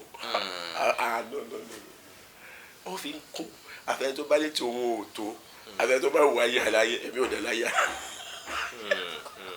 kẹgbẹ mọ́tò tó dáa jù ní kẹgbẹ wa bá mi I will appreciate it and bless it for you mi ní nítorí ẹ kí n ronú wípé ṣé kí n lọ fàjùgbà mi ló ti ra mọ́tò yìí ọjọ́ tèmi ti ń gorí òkè mi ṣe rí o tó bá yé jẹ when why o Lord you are saying why o Lord who are you to say why God when no it's more than that so ẹni tí ó ń lálàá lójoojúmọ́ tó ń ṣe gbàṣàgbọ̀n ẹni kò lọ work on himself kò dá Ọlọ́run mọ́ rárá ni. so it's not until téèyàn bá tó gbàwẹ̀ dago 4 5 rọ̀lẹ́ mẹ́fà. ọ̀rọ̀ àwẹ̀ gbígbà àwẹ̀ wa ò sọ yí pé kọ́lọ́run ṣe tó fẹ́ ṣe kò dání kó má ṣe. jẹ́ ohun tó Ọlọ́run bá máa ṣe ó máa ṣe àwẹ̀ wẹ̀ o but you we can just do that one to make sure that we are part of him. Yes. Fasting is just to discipline our flesh and to mortify the member of our body. Kìdí ẹ̀ ń ṣe lórí oúnjẹ nìkan. Tí èèyàn bá dúró tí ò sọ̀rọ̀ ọlọ́rọ̀ lẹ́yìn, àwẹ̀ kan ni o. Tí ó fi ara ẹ̀ fún arákùnrin kan wá bá mi ìfẹ́ sọ pé tí ó ti wá ó lè wo àwọn ọ̀kìnní. Mo ti mínísítà ní Amẹ́ríkà lọ́jọ́ kan tí mo pọ́n fọ́lọ́ mi ní Facebook. Ọ̀rọ̀ ẹ̀ mo ní Facebook. Bẹ́ẹ̀ mi ò. Ó gbogbo ẹ̀ látòkè délẹ̀. Ohun tó sọ fún mi lọ́dún yẹn ni wípé ó ní òun láìkẹ́ ẹni tó bá ti ohun tóun bá ti mọ̀ kẹ́yìn tó máa sọ fún un. Ṣe get òun fẹ́ new things. He said that is why he loves me. Mo wá fi ń ṣàlàyé fún àwọn ẹ̀ lọ. Ṣé I was far away I thought àwọn ẹ̀ dẹ̀ gbé sórí Facebook ó dẹ̀ wo gbogbo ẹ̀. Ó ní òun gbà wẹ̀ èyí tí mò ń sọ yìí bí i 2 months ago ló wá bá mi. Pathology jìnnà ló wá mi wá. Ó ní àṣà òun gbà wẹ̀ ọjọ́ méje ṣùgbọ́n gbà tó ń ṣe tán òun fi ẹni kín ẹ mọ tó pẹ̀lẹ́ ó fi bírèkì. ó fọtí bírèkì ẹ̀ ìwé tó jókòó sí náà ó fi ṣàn sálẹ̀. mo ní ẹ gbà. ìbọn Ọlọ́run ló dá ọ̀run àyàn Ọlọ́run ló dóhun gbogbo ìbọn Ọlọ́run náà ló dá ẹni kín. Ọlọ́run kan ló dá ẹni kín o ló dá ìbọn wọn mix kẹ́míkà pọ̀ lẹ́nu kín. àwọn kan tó lọ́n ṣe náà fi produce ẹ̀. rárá owó tá à ń ná ẹ jẹ́ ká gbà ìpọ́ Ọlọ́run dá àbí ẹ jẹ́ ká gbà bẹ́ẹ̀ wisdom of God náà fi gbé jáde owó yẹn tẹ̀yàn bá ná fún Ọlọ́run ló jẹ́ owó Olúwa tó bá ná fún èṣù tèṣù ni. ṣé ẹ gbọ́ wà tí mo sọ ṣá. anything so whatever you do you have to èèyàn wò tó bá ti jẹ́ ti ìfẹ́ Ọlọ́run èèyàn wà pẹ̀lú Ọlọ́run. Tó bá jẹ́ ti tèṣù. So any king is not part of what, because we were not taught to drink. pé kéèyàn má fi bí ìyà. Ó ṣe máa fi bí ìyà, ó ṣe máa, it's not right. kéèyàn má fi bí àṣínú. Oúnjẹ gan tí wọ́n bá jẹ́ ju adẹ̀ṣẹ̀. That's what they call gluttonous spirit. Kámájẹ wa sọ pé it is intoxicating now. Ṣé inú ìwé ìwọ̀ kan ló wá? Báwo ni wọ́n ṣe kó tiẹ̀ nínú ìwé òwe o? Ó ní ìwọ má ṣe jẹ́ kí ojú ẹ̀ ṣe bá kan nígbà tí wọ́n ti wáìnì ta wílíwílí. Ó ní tó bá dénú àmà bu ní sọ́ọ́ bí ejò para wọn. ẹlẹ́tàn ni ọtí wáìnì. Alágídí ni ọtí líle, ẹni tó bá fi tàn jẹ́ oníṣèkéde oníkùn kan ṣé ẹ̀ òkè báwo ni ẹ ṣe wá bá wẹ̀ mu. Béèyàn bá dẹ̀ fẹ́ gbọ́n kò yẹ kó fi nǹkan mu gọ ṣínú. Kò yẹ kó fi ṣínú.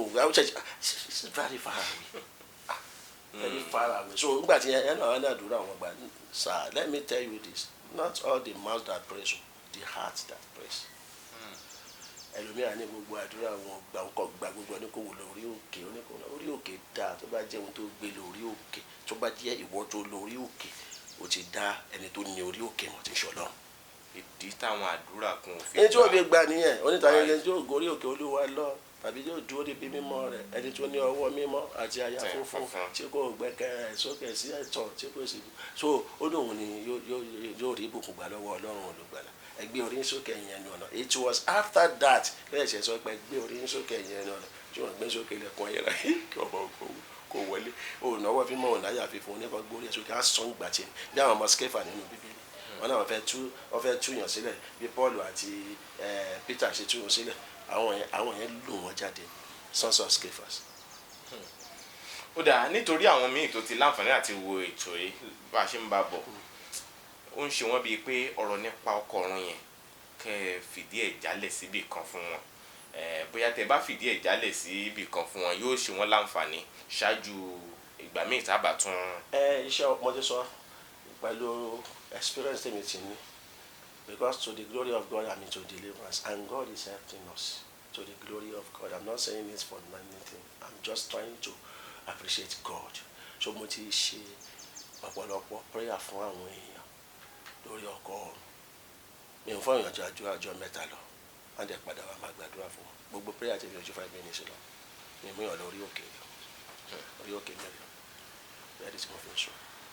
So tí mo fẹ́ sọ ni pé ẹni tó bá notice pé ọ ń bá òun sùn lójú ọkọ ọ̀yà ọ̀run ni. Tó bá ti ṣe lemọ́lemọ́. Yes, tó bá ti ṣe lemọ́lemọ́ tí ó tètè gbàdúrà, tó bá jẹ́ pé ó notice ẹ̀ ìmí ìgan tó bá ṣe lemọ́lemọ́ nígbà kan ó lọ wọ́n sọ fún ọmọ nǹkan ó ní ẹ máa ń ṣe báyìí ló ń ṣe, wọ́n nígbà kan ní tiwa lọ mọ́ ní kò lọ máa fún àwọn prayer sùn. Bọ̀ tó bá yẹ pé mójò lèèyàn wò sùn, tó bá yẹ pé mójò lèèyàn wò sùn, kí ló ń jẹ bẹ́ẹ̀? blue film ni tọ́jú lèèyàn wò sùn tó bá lálàá pó báyàn sùn tàbí bá sùn lójú ayé ti mú un tìyẹn burú. Mo sọ fún yín pé àwọn ọmọ Ọlọ́run ṣé ọmọ Ọlọ́run wo blue film sùn ni? I said mo ti clear report ìkíni yìí. I'm talking about the people of God, children of God, that are still passing through some things. Kó lè clear fáwọn tí ń wọ̀ ní jẹ́mọ́ béèrè àwọn béèrè. Wọ́n kìíní sùn òní kìíní abọ́mu bí àṣọ wọn wẹ̀ lójú oorun, ó lè ṣe bẹ̀rẹ̀ sí ní wẹ̀ nínú. We are talking about you are not part of us. Ẹ continue sir. Ẹ continue. So tí ìrọ̀ ẹ̀ bá ń ṣẹlẹ̀, ẹni yẹn nílò láti yára ìsọ́tọ̀ kó wá take charge. Yes, kó take authority, agbára to dá ayé àti ọ̀run. We are given a name that is above all names, that in the name of Jesus, say, for this reason the Son of God manifested to destroy the works of the devil. I'm an untouchable. Kó bẹ̀rẹ̀ sí ní máa gbà. Ohun tó ń ṣàwẹ̀yàn wa tó bá gbà fún bí oṣù kan, a ní òun gbàdúrà títí. Kí wá ní Ọlọ́run tí ó sùn tí ó tó gbé lórí ayé wa? Oṣù kan 30 days. Ṣé àwọn ọlọ́run ti ń gbàdúrà níbi? This is what to show for it. So tó túmọ̀ sí pé kì í ṣe pé Christian bá kàn gbàdúrà ọjọ́ mẹ́ta àtàwẹ̀. Kàṣókàlíbà kàṣántà wọlébà yé nìyẹn. You pray till you die. Mi àbá gbàdúrà ọjọ́ mẹ́ta lórí nǹkan kankan. That means you are giving God condition. Who are you to give God condition? Pé Ọlọ́run ọ̀sẹ̀ yìí ní sẹ́kù gbọ́dọ̀ change. Ó láwọn tó lè gbàrú ẹ̀. What are you talking about? èèyàn lè fọ́lọ́ ń gbèdéke pé. Who are you? He will do what he will do. Is that not the wrong teaching táwọn èèyàn fáwọn èèyàn káàkiri? Èèyàn lè sọ in the church that okay, confidence in the Lord, but don't ever think that ó lè ṣe tí ò bá ṣe má fi wèrè pé Ọlọ́run lẹ́jọ́. So tó túmọ̀ sí pé èèyàn jí ọmọ Ọlọ́run ó ń hùwà tó dáa, Yes. ó ń tẹ̀lé ìlànà Ọlọ́run, ó ń gbàdúrà déédéé, ó ń gbààwẹ̀ lásìkò, kò túmọ̀ sí pé kò ní rí ìṣòro. Ìṣòro yẹn ló pọ̀ jù, because So- devil will not leave the person. ó gbọ́dọ̀ máa prepare mind ẹ̀ pé ìṣòro ń bọ̀. Sincerely, I prepare for war. I stand to tell you that I prepare. ìyẹn ọ̀pọ̀ àwọn wòlíì máa ń sọ pé ọmọ Ọlọ́run gbọ́dọ̀ ní problem. Ta ló sọ àwọn wòlíì wo ni? Àwọn ìṣe wòlíì. àwọn wòlíì kan Ṣé ẹ jẹ́ kí n sọ nípa wòlíì fún yín o? tó fi ní problem. Ẹ gbọ́ nǹkan nípa wòlíì. Okay sir. Wòlíì ò ń ṣe pé ó ṣàsọtẹ́lẹ̀. Okay. Wòlíì ni ẹni tó give instruction, tó máa give direction, tó máa ka ọ̀rọ̀ Ọlọ́run, tó máa túmọ̀ ẹ̀. Wòlíì nìyẹn náà. Mo ríran ẹnìkan ló máa ṣe chairman local government àbá ìnípò ní Ọlọ́run ṣe ráyè gbogbo yẹn. A prophet is someone that God separated to speak the word of the truth to people. In the course of that, oh Lord, things will happen. N ṣe pé ẹni tó yẹ máa sọ fún àjọmọ Ọlọ́run. Àwọn olóṣèlú wa ń bá mi ń bí o, mo ń gbàdúrà fún wọn ni o. olóṣèlú wa lè. Mo ní ìjọ àgbà tó ń bá wá máa níṣẹ́ kì í ṣoògùn. àṣùwọ̀n téèyàn bá gbàdúrà fún olóṣèlú yóò jẹ́ kán lè tún support ministry. Ministry wo? pẹ̀lú Do they have the power to support the ministry? wọ́n lówó. Owó wo ni? Ṣọ́wọ́ ni ministry ni? Wọ́n support the ministry ó kọ́ ṣọ́ọ̀ṣì. Tó bá kọ́ ṣọ́ọ̀ṣì eku la fẹ́ kó síbẹ̀. Ó tọ́ mo sọ fún yín o, nígbà mi fẹ́ mention mo pray ọ́fíìsì àwọn commissioner bíi márùn-ún èmi ni mo pray sí rẹ̀. Ọjọ́ kan mo wá dé kan nígbà mi fẹ́ mention gómìnà kan ọtí tó ṣe kí ìtò wà bẹ́ẹ̀ tó dé ẹ ti get. ok ní state tí. State wà bí. ta ti ń sọ̀rọ̀ yìí. ta ti ń sọ̀rọ̀ yìí. No, mo wá dé ọ́fíìsì yẹn. In fact wọ́n tì mí mọ́ ní ọ́fíìsì yẹn nìkan for almost 3 hours. pé kẹ́ ẹ mọ gbàdúrà. Wọ́n pè mí wọ́n ní mo lè ṣe tán ní kí wọ́n á rò wọ́n another commissioner yẹn ní kí wọ́n á rí òun wọ́n lè ṣe tán wọ́n dẹ̀ báyọ̀ sọ̀rọ̀ lọ́wọ́ wọ́n ti envelope sí mi. pé owó àdúrà rẹ o. Bó ṣe tí yẹn ló bí èmi mi tó ti báyìí sí. ẹ̀yin torí pé bóyá torí pé ó busy lórí phone call. Ó busy kò ṣe wọ́ bẹ̀ kó tó máa pè. Mo ṣe lọ praise office kan lẹ́kọ̀ọ́. ẹ wàá gbowó yẹn. One thing about me, I won't embarrass him, but me, they do it more. Wọ́n pè mí mi ò dáhùn. torí kò dá kéèyàn kọ́wọ́. Mo máa ń àtọ́nà bá ní kẹ́kọ̀ọ́ máa kọ́ wọ́n ṣe lọ praise ibi kan Ìbàdàn wọ́n ní dá company yẹn lẹ̀ because I should not take 10 kobo. you should not take 10 Ó kobo. ní mi gbọ́dọ̀ gba sísì. bóyá owó bóyá ni olówó tààrà àbí. Very big company. Ó jọ máa wà ní envelope ńgbà tó wọ́n ṣe nìyẹn mo ń sọ̀rọ̀ bíi 15 years ago ni. ok. A ṣe 100,000. Mo ń kọ́ táìtì bí o. Bẹ́ẹ̀ni. tọmọ ìjọ mi bá mú. Tó bá mú wa mo Jàmíwá ti pe ẹnìkan rí pé o ti rí owó. Because ohun mi lè yẹ wá last month now. ok ṣé business ló ti boom ní àbí Ó báwo dẹ̀ ló ṣe jẹ́. ṣàlàyé ó dẹ̀ sọ báyìí ṣe báyìí pọ̀ gbé òun síbi kan pé ó wá jẹ́ bíi tí epo àwọn máa ń rẹ̀ epo àwọn máa ń ta ṣé máa ń ta ní àbáńdọ̀ jí epo bò náà wọ́n ń ta ní àìwọ́ ló sọ bẹ́ẹ̀ no I ask you. Ohun tí Ọlọ́run ò bá ṣe tán ohun tí Ọlọ́run ò bá ṣe tán àti ṣe mi ò ṣe tán àti gbà. Mo dúró lórí Kristi àpáta wọ́n ti fún mi mọ́tò tí mo reject rí. Mo dúró lórí Kristi àpáta. lódìdí mọ́tò. ní mi tí ì lo mọ́tò rárá o. tí máa lo mọ́tò gbà yẹn. mi tí ì máa lo mọ́tò rárá o. ṣé ẹ gbọ́ nǹkan tí mò ń sọ fún yín mi ò tí ì máa lo mọ́tò o. If I want to do it the way people are doing it, I won't stay in Leme.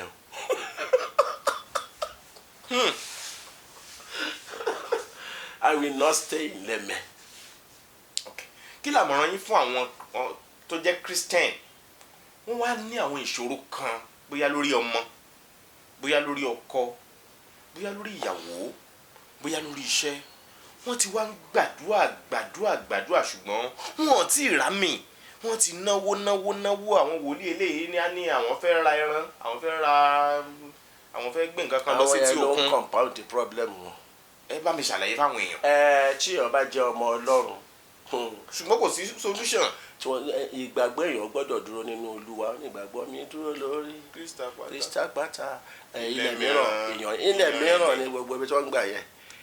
wòlíì làwọn yẹn náà wọ́n fẹ́ bá wọn rẹ̀ wòlíì yàtọ̀ sí wòlíì ẹran wòlíì òun pẹ́ràn náà. ẹ̀jẹ̀ Kristi ti ṣe gbogbo ètùtù yẹn o kí ni wòlíì fẹ́ fẹ́ràn ṣe ó máa ṣe jẹ́ ni o. wọ́n fẹ́ sẹ̀ǹdì ẹran yẹn lọ sí ìlú bíi tí. ìlú wo. bàbá ọmọ yẹn ti wá. n ò débẹ̀ rí bọ̀ níbẹ̀ yẹn ni ọfà yẹn ti wá so wọ́n ní láti sẹ̀ǹdì ẹran kan ṣe àwọn ètò kan sára ẹran yẹn wọ́n sẹ̀ǹdì ẹ̀ sí. ṣé ẹran náà sẹ̀ǹdì ọfà sí tẹ́lẹ̀. èèyàn ní ìwà àmọ́. ẹ má jẹ́ ká máa gbọ́ gbogbo jàgàjàgà yẹn ẹni tó bá ti ń lo ẹran ẹ lọ wò ó. kì í ṣe wòlíì. I don't want to it's not a wòlíì kì í ṣe wòlíì Ọlọ́run. ó gbẹ́ni mo fi sọ bẹ́ẹ̀ ẹ kẹ́ gbélé síta. ẹran bá wò. ẹran bá wo ẹ̀jẹ̀ Jésù ti sọ gbogbo ó ti ṣe gbogbo ètùtù o. ṣe gbọ́ ọ̀rọ̀ tí mo sọ mo lọ pray máa nǹkan máa yẹn mi ò travel bẹ́ẹ̀ rí mo bá lọ sásàbà ní 2 years ago bí tó fẹ́ college yẹn lẹ́gàn mo ṣe débẹ̀ the place was so thick so thick with the power of the devil. nígbà tí màá fi padà délé mo wá sí ṣòwò nígbà tí màá fi délé ẹyẹ ńlá ni mo bá lójú window. ẹyẹ ńlá. ẹyẹ òun ṣẹ̀ṣẹ̀ ń kó sí ojú window mi àwọn máa wá bẹ́ẹ̀ tí wọ́n máa Ọlọ́run máa pa wọ́n. mo ń lo anointing oil by praise mi ò ń lo jù yẹn lọ máa ń lo omi àwọn kan tẹ̀ máa ń rò pé ṣé CAC background mi ìdí CAC rí mi ò wọ CAC rí mi ṣe mọ̀ ohun tí mo sọ ni pé mi ò mọ method of the agini Ọlọ́run kan fẹ́ mi. kí ni background ni. redeem ni. mi ò fẹ́ sọ. mo fẹ́ mọ̀ náà. redeem ni I was bread and butter there. So most of the things the man lo gan ká lo oil ká lo omi nígbà tí mo ṣe wà ń redeem gan wọ́n attack but later nígbà táwọn èèyàn bẹ̀rẹ̀ sí ní rí agbára Ọlọ́run nínú ẹ̀kọ́ Ọlọ́run tó pè mí jáde he called me out I didn't force myself out. mi ò ṣiṣẹ́ ìránṣẹ́ ń gbà yẹn nítorí owó passion tí n bá wà house of assembly báyìí mo máa ń ṣe counseling ní iṣẹ́ kan so passion ni even up till now passion. So ẹni tí ó bá lọ fún yàn ní búrẹ́dì tàbí ó ń fún ní all in the name that pé wọ́n fẹ́ lò ó ń compound the problem ẹ̀ so àwọn tí tábàrírú àwọn èèyàn bẹ́ẹ̀ ẹ jẹ́ kí wọ́n dúró nínú ìgbàgbọ́ kò sí irú ìṣòro tá a ń là kọjá táwọn ti gbà ní olè là kọjá o kò sí irú ìṣòro yẹn mo sọ fún yín pé wọ́n jí ọmọ mi ní mo sọ fún yín gbà tẹ́ wá nínú ìrìn àjò àárọ̀ ọjọ́ yẹn mo ti sọ pé a máa ṣe program kan lọ́jọ́ Thursday. The voice of the devil was asking me that ṣé máa ṣe program yẹn ní ìsìn nígbà tí wọ́n ti gbé ọmọ gbé mo ń gbọ́ ohun ẹ̀ ni o mo dẹ̀ ń sọ fún lẹ́sẹ̀kẹsẹ̀ ń bẹ̀ pé bóyá mo rí àbí mi ò rí I will do the program. I called my wife I said wọ́n ti gbé ọmọ yìí tá a bá rí ṣá máa tẹ̀síwájú ó là máa tẹ̀síwájú mo mú lọ sókè lẹ́nu kó ní ojú ẹ̀ a rí ọmọ yẹn lọ́jọ́ yẹn náà tó tiẹ̀ tún padà sí sùn. ìgbàgbọ́ ni ìgbà tá a bá ń sọ ní ìsìn ẹni ìjà ò bá Jésù ti já gbogbo ìjà tiwa o bẹ́ẹ̀ ni o. torí kì í rọrùn téèyàn bá wà nínú ìṣòro ó máa ń le gan kò lè rọrùn. a máa wò pé níjọ́ wo lòun ò bọ́ ńbẹ̀ ṣé ìṣòro yìí dẹ̀ máa tán ṣá tó bá wá rẹ́ nìkan tó ní wá jẹ́ ká gbàdúrà ọlọ́jọ́ méje wá jẹ́ àgbàdúrà ọlọ́jọ́ mẹ́ta tí wọ́n béèrè láì ṣe pọ́n béèrè owó lọ́wọ́ ẹ̀ láì ṣe pọ́n sọ pé á gbé nǹkan kan sórí kinní kan láì ṣe pọ́n sọ pé àyèyàn méje kan tí wọ́n lọ sí etí òkun iye báyìí lá fún wọn. nǹkan bọ̀ nìyẹn tó bá ti ń di pọ́n yàn pé a máa fọwọ́ ní. èèyàn ò kì í fẹ́ gbàgbọ́ ṣáàdúrà máa ń gbà bẹ́ẹ̀ láì ló nǹkan. àdúrà ń gbà ó ẹ bẹ̀ lọ́wọ́ àwọn ẹ̀wà yìí kọ́mù yà kẹ́ má béèrè ẹ má jẹ́ kí wà níbi jọ́tẹ́ bá máa wá. nǹkan ìdílé wá sí church yẹn bí kí wọ́n máa ṣe ń tàbí fáwọn èèyàn. just bring 2 or 3 people they will tell you. I don't tell people not to go to anywhere. Má lọ ṣọ́ọ̀ṣì kan. ó dùn mí tí mi ò wá Sunday tàbí ọjọ́ tẹ ní program. Anytime àwọn program ń bí a máa yẹ ṣọ́ ìrọ̀lẹ́ ẹ bá wọn ká bẹ̀rẹ̀ pé kí ni wọ́n lò ń bí wọ́n sọ fún yín pé à ń lo omi wọ́n sọ fún yín pé à ń lo oil mo dẹ̀ máa ní kí wọ́n mú fruit wá fúnra náà máa mú wa máa praise àbí ta ni ò ń jẹ fruit nílé. Ọlọ́run sì ń fara hàn. Jesus kò ságàn ọ̀nù ṣọ́ọ̀ṣì wa o torí gbogbo wọn ti dán lọ́mọ. kò sí àgàn. no single one. a lè máa sọ fún ọkàn dúró ni mi ò polówó you are asking me I'm telling you and I'm establishing people pé kọ́ fi ara balẹ̀ nínú Olúwa kì í ṣe ọ̀rọ̀ pé bóyá kéde ẹ máa ń yà mí lẹ́nu nípa aráwọ̀ ẹ máa sọ bẹ́ẹ̀ ni pẹ́yìn lẹ fẹ́ ṣe kí lẹ fẹ́ ṣe wòlíì kan ò lè tú ìdè tàbí yanjú ìṣòro ẹ̀dá èèyàn kan àfi tọ́lọ́run bá bá ṣe. àpẹ Ọlọ́run sí ni àti báwo ni ṣe èmi ò lè ṣe ìwọ kan. I cannot do anything. I'm nobody. I am telling you, I am nobody. I can't be anything without him now. Listen to me. If I want to do any program, I was sure one bear. Sure, Lord, one program I be see. Can you joke or I will be our life? But then we know funny. I should be saying that I go and economy one day. I get all over back pay me. No Nigeria. Tama bashi ndi boton yi. What are you telling me? Tọ́mọ àwọn tó ń wò tó jẹ́ pé nípa ìjọba àbí tí Ọlọ́run tó wà lókè yìí bá sọ pé no he ruleth in the affairs of men Ọlọ́run àwọn bìkan máa ń kọ́ ní Ọlọ́run ó lúgọ lóòótọ́ ẹ má yẹ ká fi wèrè pé Ọlọ́run tó bá dákẹ́ kì í ṣe ta ilẹ̀ já Ọlọ́run o ṣùgbọ́n á fún olúkálùkù láyè some people will be thinking kí ló dé gbogbo evil ṣe wá wà nínú ayé tó yẹ ṣé bí inú ayé lè ṣù yìí wà ó ti lè wá sáyé ẹni tó bá jára ìgbà ni ló ṣe sọ fún wa pé the 1 Peter 5 resist the devil ẹ dojú ìjà kọ Sátánì yóò sá wa kọ́ la ní ìjà lágbára ó ti fún wa lágbára tá lágbára yẹn Jésù ni. You can't because there are gifts in the Bible a teacher a prophet why because wá jẹ́ prophet yẹn wá fẹ́ deviate ó rántí ọ̀run. You are given that gift to expand and establish the kingdom of God. Kì í ṣe láti fẹ́ fi máa dẹ́rù ba èèyàn táwọn èèyàn bá ṣe kánsẹ́lì táwọn èèyàn bá dé tó bá kéde máa kọ́kọ́ rẹ́rìn-ín mo tí mo fẹ́ ṣe ni pé mo fẹ́ kára ẹ̀ wálẹ̀ má bẹ̀rù màmá kan wá lọ́jọ́ kan mo ní bẹ́ẹ̀ ṣe wà mo ní ṣe hílà hílò ní torí ọ̀ ń wá ọmọ mo ní ẹ wo bẹ́ẹ̀ ṣe mo ní nǹkan tó Olúwa sọ fún mi bẹ́ẹ̀ ṣe ń jókòó yìí ni pé get a church máa lọ síbẹ̀ kó dẹ̀ máa serve gbàgbé nípa ìṣòro yẹn á ṣe tí n bá ti rí ọ̀la ọ̀hún fẹ́ òótọ́ ọ̀rọ̀. mo mọ obìnrin kan tó ní ṣòro pẹ̀lú ọmọ ẹ̀ wọ́n ti náwó nára ìṣòro tó ní ni pé ọmọ yẹn máa ń fẹ́ ọmọ yẹn lè máa dédé dá sọ̀rọ̀ ó lè dédé máa pariwo lójijì ó lè dédé máa sáré wọ́n ti náwó gan-an. lọ́dọ̀ àwọn oníṣègùn owó tí wọ́n ti ná ti lé ní 40 million naira. mi gbọ́. ó ti lé ní 40 million naira lórí ọmọ yìí síbẹ̀ kò sí ojútùú fún ó máa ṣe o.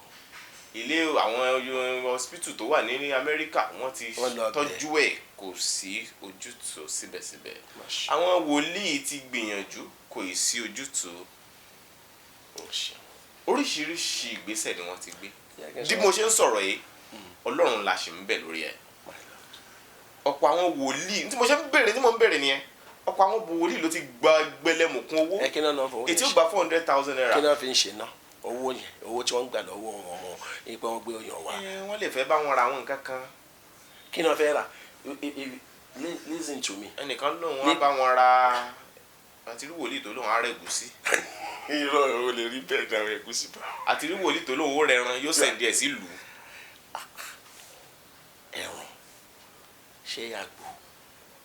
àtìrí wòlíì tó ní láwọn ewé kan tí wọ́n ń parí iṣẹ́ sí. àti ráwọn tó sọ pé wọn ó lọ sí etí òkun ni etí òkun náà ti parí iṣẹ́ yẹn. ṣé bí i Christian àbí no mo ń béèrè ni you can't hide your religion. nípa tí mo ń béèrè ni pé sẹ́yìn ká inú bíbí gẹ́gẹ́ bí oníròyìn kò sẹ́sìn. gẹ́gẹ́ bí oníròyìn. oh my God, so you are still going to edit that. no mi ò edit ẹ bí ó ṣe pa àwọn èèyàn ò rí wo gẹ́gẹ́ bí oníròyìn èmi ò kì í fẹ́ gbé ẹ̀sìn kan. let me tell you this. okay sir. ó lè wọlé ọ̀rẹ́ máa wọlé. okay kódà ní gé editor mọ́ gé o. you are given an opportunity. God place you where you are. You must not hide your. kì í ṣe pé èèyàn máa ṣe ní ṣe pé bóyá kìíní because you can even use it láti fi kéde kí ló dé tẹ̀lé wọn bá pastors if you are not. ẹni tó bá tẹ̀ sí rí mi ti mọ̀ pé wòlíì ni mi. ẹni tó bá ti rí mi ti mọ̀ pé wòlíì ni mi. yẹ́rì jíjẹ́ ọmọ Ọlọ́run anywhere you operate they must know. Your spirit connects because I see you. The moment I see you, I don't relate with anybody anyhow. My other man, I just tell them but I just don't know. Because I met you in Lagos. So the day I just met you, so we are the MC there today. Yes, the MC there. Blue Agbada. Benny. I'm trying to let you know that I wash you through. So any year, bit of borrow then. Okay, sir. Oni wàhálà ọ̀nà káàkiri jẹ́ kó gbẹ́kẹ̀lé Ọlọ́run kó má fi wèrè pé Ọlọ́run ò fẹ́ rival. Ọlọ́run ò fẹ́ rival. Torí pé ni ẹ ti jí ọmọ Ọlọ́run yẹn. Ó ti ọmọ Ọlọ́run dúró lórí ẹ̀. Kó dúró. Ṣé wàá mọ̀ ní pé okay, let me give you this instance. Ọ̀rọ̀ tó lé ni. Ó lé. Okay, check it off kankan fún mi. Give me the instance, sir. Àbúrò mi gangan. Okay, sir. Twins ni mi. Alaba wa ó ti kú nísìn. Nígbà tí ó wà tó ń pàrọ̀ ikú wọ́n ní àwọn èèyàn ọkọ ẹ̀ sọ pé àwọn fẹ́ gbé lọlé babaláwo. Àwọn ará mi tó kù tó jẹ́ Christian àwọn family tó kù ti fọwọ́ sí ẹ̀ tí wọ́n máa fẹ́ wá gbọ́ látọ̀dọ̀ mi. Wọ́n wá pè lọ́wọ́ wọn pé ṣé tó bá lè decide fúnra ẹ̀ ṣé wọ́n máa gbà kẹ́gbẹ́ wọn lọlé babaláwo. Mo ní mo sure pé kò lè gbà. Mo ní mi náà dẹ̀ lè fọwọ́ sí. Mo ní I would prefer her to die and we bury her. Ẹni ò lè sọ̀rọ̀ lásìkò. Kò lè sọ̀rọ̀. I said èmi o my position is tó bá jẹ́ ohun tó máa pa nìyẹn kó lọ sí mi adọ́n èmi ò ní báyìí náà wọ́ sí ní ìdá náà wọ́ sí ó dẹ̀ kú adẹ̀ sí. Some people are too desperate ló máa ń fà tó máa dàbẹ́ ní pé Ọlọ́run ẹ wo nínú àwọn ìrìn àjò tá à ń là kọjá ká béèrè Olúwa ṣó wà ń díẹ̀ tólúwa bá nóun wà ń bẹ̀ ká béèrè fún orí ọ̀fẹ́ láti fi la ìṣòro yẹn já ní kí n ṣe ká máa wá solution gbàtọ́ náà tí ì ṣe fi solution. Ó máa ń jóyàn. Ó máa ń jóyàn gan. Ṣé ló máa ń dàbí pé èèyàn fi ìgbọ̀nwọ́ sọ kiri? No, ó jù yẹn lọ but yet. Ìnira ńlá ló máa ń jẹ́ téèyàn bá wà nínú ìṣòro tó wá ń wá ojútùú sí tí ọgbọ́n èèyàn ò ká. Kí ni Jésù ṣe ńgbà tó ń gbàdúrà tí ọgbọ́n ò ká? Ó ní bàbá ò bá jẹ́ kí aago yìí kó ṣe kí ni kó rè mí kọjá. Ńgbà tí ò gbọ́n kankan ó ní bàbá ìfẹ́ rẹ̀ ni kò ṣe. Tí n bá sọ fún ẹlòmíì ńgbà mi fún cancer ní báyìí go and pray for God's will. Àwọn wò pé bóyá. Kò heavy sir. Kò heavy. God's will is the best prayer. Bí bẹ́ẹ̀ kọ́ tí ò bá ṣe best prayer tí ó bá jẹ́ ìfẹ́ Ọlọ́run ni fún ẹni yẹn kó ṣe wà nínú àwọn ìrìn àjò yẹn títí a máa náwó kiri ni ó lè ta lé máa nǹkan tí wàá bá mi rí oníwẹ̀wẹ̀ wò lè kàn ní kó òun mú lé òun lẹ̀ mo nílé mélòó lóní oníkan mo ní chọ́ọ̀chì yẹn ń kọ́ ṣọ́ọ̀tì nílé ni mo ní chọ́ọ̀chì ńlá máa ní mo ní kó lọ bẹ̀ lọ́wọ́ wòlíì yẹn pé kí ló fẹ́ fi ṣe mo ní ẹ máa gọ̀. ó lè fẹ́ dín gbàgbọ́ ẹ̀ wò. Ìgbàgbọ́ ta ni. Bíi ti Abraham tán ní kó lọ pọ̀ mẹ́. Ó máa ṣe o mo ní brother kan labroad ní 2 years ago náà fẹ́ ra mọ́tò fún mi ní ìdẹ́fẹ́ kó ra pàtó tó bí oṣù bíi. Ẹ̀yin kọ́ lẹ béèrè. Mi béèrè. Ó fẹ́ ra mọ́tò fún yín ni. Mo mọ̀ nǹkan tí mo sọ ó sì máa ṣe tó jù yẹn lọ. Mo fi bá ara lẹ́sìn náà mo fi bá ara lẹ́sìn bí mo ní irú èèyàn wo ni. Owó mọ́tò tó fún yín. Kò fún mi. Ok. Wọ́n fẹ́ gba owó yẹn. Ok. Ṣé mo pé àwọn loans kan wà lọ́rùn. Ok. Wọ́n fẹ́ ra mọ́tò mojú fún mo ní mọ́tò tó wà ń ta yẹn mo ní mọ́tò tó pọ̀. Big cars ẹ̀sán ni mọ́tò tó wà ń ta. Jeep tó wà ń ta yẹn. Mo rí. Wọ́n ṣàtẹ́tù gbọ́dọ̀ lọ. So mo ní mọ́tò yóò dẹ̀ jẹ́ pé kì í ṣe oní 100 million kì í ṣe oní 30 million mọ́tò ní jẹ́ so ó náà fẹ́ rà mo rò pé brother yẹn ṣe dé kò tí ì pẹ́ tó débi tó wà àwọn gba mọ́tò lọ́wọ́ máa gbé káàkiri tó bá dẹ̀ sọ fún mi pé mi ò fẹ́ kò ní gbọ́ wọ́n á ní mo rí ilé kan mo dẹ̀ rí ilé kan lóòótọ́ tó ní máa ń ṣe owó kí n ta ara lé kí n ta ọ̀nà kan wọ̀jà. Àwa náà nílé kan tá a fẹ́ tà báyìí o. Níbo ṣé ẹ náà tún máa wọ lábẹ́ òkúta 15 million naira. ṣé ẹ náà tún máa wọ tá a sọ. A lè rẹni tó ní interest. Mo ń gbọ́ yín. sọ pé mo ní ilé kan mo dẹ̀ rí lóòótọ́. Ok. Mo ní ṣe ní interest mo ní owó tó fẹ́ fẹ́ ra mọ́tò ní fi ra mo dẹ̀ ṣe lórúkọ ẹ̀ ó ń gbé mi gẹ́gẹ́ ni. Èèyàn fẹ́ ra mọ́tò fún yín ẹni kò nílò láti rà báyìí. Rárá ó sì máa rà á bẹ́ẹ̀ kò tí ì wà establish. kókó wà establish náà. ó máa wà establish gan kí n ṣe ná. ó máa wà establish gan. ó máa wà establish gan. kọ́kàn ẹ̀ balẹ̀ tán. kó máa kọ́ ẹ máa balẹ̀ tán. ẹ bẹ̀rẹ̀ aníkẹ́ ẹ wá bẹ̀rẹ̀ lọ́wọ́ àwọn èèyàn wa ṣàṣà ni ẹjọ́ and church one bẹ̀rẹ̀ tí ò ní lé lórí I will call you ní èlò ló wà lọ́wọ́ ẹ. ó fẹ́ dàbí pé àwọn méjì tí mo mọ̀ tí wọ́n bí wọ́n nílé o. kò sí tó bá ti ń ṣiṣẹ́ díẹ̀díẹ̀ wọ́n máa ní. wọ́n nílé kódà wọ́n tún lọ́kọ. ní nǹkan bíi oṣù bíi mélòó sẹ́yìn bọ́dà yẹn ló fẹ́ gba 2 million lákàntì oníṣẹ́dáàdì kí ló wọ́n fẹ́ ṣe òun ní ti nílẹ̀ òun ti ṣe foundation fẹ́ ṣe mọ́ ní fẹ́ǹsì kọ́ lọ́wọ́ ẹ̀kọ́ let God be your fence ó máa fi kọ́ ilé ni. kọ́lé náà ó ti kọ́ délé yẹn. ó ti kó sínú ẹ̀ báyìí. ó ti kó sínú ẹ̀ ó ti kó sínú ẹ̀. nítorí pé wo lè nìyẹn. ibi tí Nàìjíríà dé wà lónìí báyìí bí èèyàn bá ronú pé òun ti ẹ̀fẹ́ ralẹ̀ àbí òun fẹ́ kọ́lé ó ti jẹun ni o. ó ti jẹun ni ó ti jẹ nǹkan ọ̀bẹ tí wọ́n bá gbẹ́kẹ̀ lọ lọ́rùn ohun gbogbo máa ní ṣíṣe.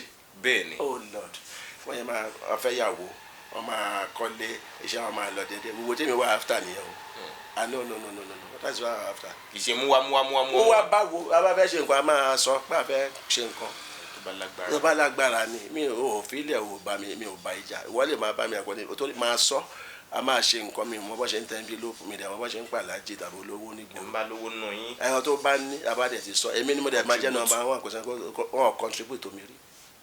ẹ̀yin lè máa kọ́kọ́ tọwọ́ bá kú. I will be number one no my wife will be number second I will tell her ni pé iye báyìí ló gbọ́dọ̀ lọ kó lẹ̀.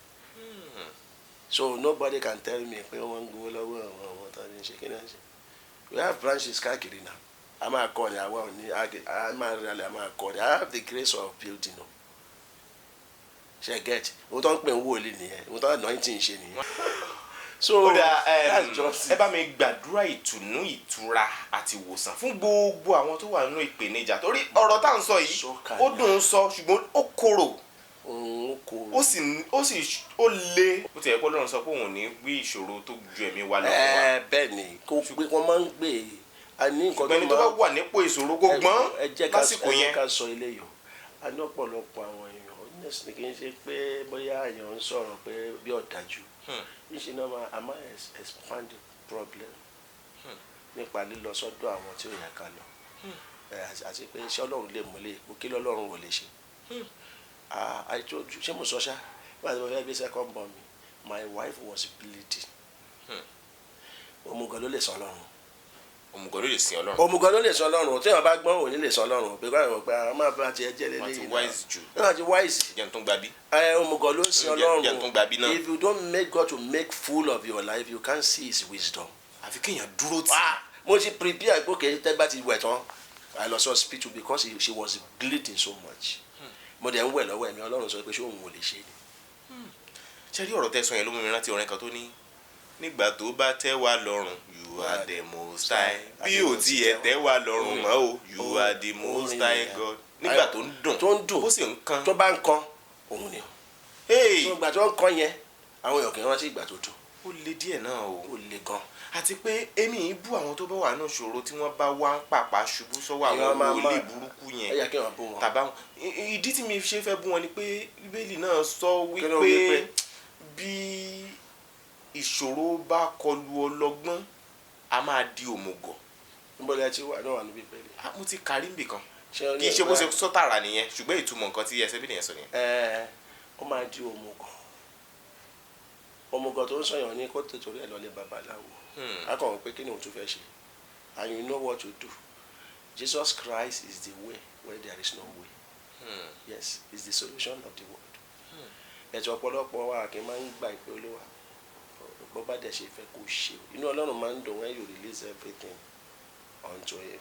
ìrìn àjò tá Abraham rìn ò ṣe kékeré wọ́n ní kó ọmọ ọmọ kan ṣo tó bí lọ́jọ́ ogbó ẹ̀ kó lọ àṣẹ èrò pé máa yí sí fún mi ẹ̀ tí ó mọ̀ pé Ọlọ́run ni òun ṣe kíni òun gbọ́dọ̀ ṣe. mo ti béèrè lọ́wọ́ obìnrin kan rí mo ní kí ló tó wà so desperate láti ra mọ́tò kí ló tó wà so desperate láti kọ́lé torí òun mọ̀ pé ó máa ṣiṣẹ́ owó yẹn ní òde ẹ̀rọ owó yẹn bẹ́ẹ̀ tí ó wò ó pé kí ló tẹ́bi náà lè bímọ gbogbo ayé lọ́lọ́run fún lọ́mọ kí ló ń ṣe gbogbo ayé ló máa bímọ ó kàn jẹ́ wípé àwọn fídíò táwọn èèyàn máa ń sábà fẹ́ wò jù ní fídíò ibi tí wọ́n bá ti ń sọ fún wa pé abracadabra kílẹ̀ ọ̀la tó mọ́.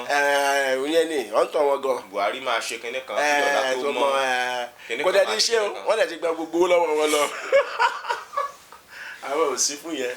We are not part of that. ẹ bá mi gbàdúrà fún gbogbo àwọn tó ń fi ọkàn kan wo fídíò yìí tí wọ́n sì ń lo ìgbàgbọ́ wípé Ọlọ́run yanjú ìṣòro àwọn. ó máa yanjú ẹ̀ mazeke maholeka sèǹtẹ̀yà Ọlọ́run ayérayé ìgbẹ́kẹ̀lé wa aláàánú wa àti olùfẹ́ Ọlọ́run má jẹ̀mú ìpinnu wa Ọlọ́run ohun gbogbo mo gbé orúkọ yín gbà fún ọkọ̀ kọ̀ọ̀kan ètò wo fídíò yìí lọ́wọ́.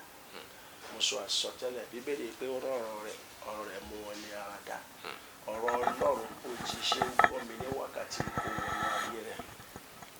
Ohunkóhun tó bá jẹ́ ṣùgbọ́n ohunkóhun tó bá jẹ́ challenges that you are passing through right now, I release the power of the Lord to take it off in the name of Jesus.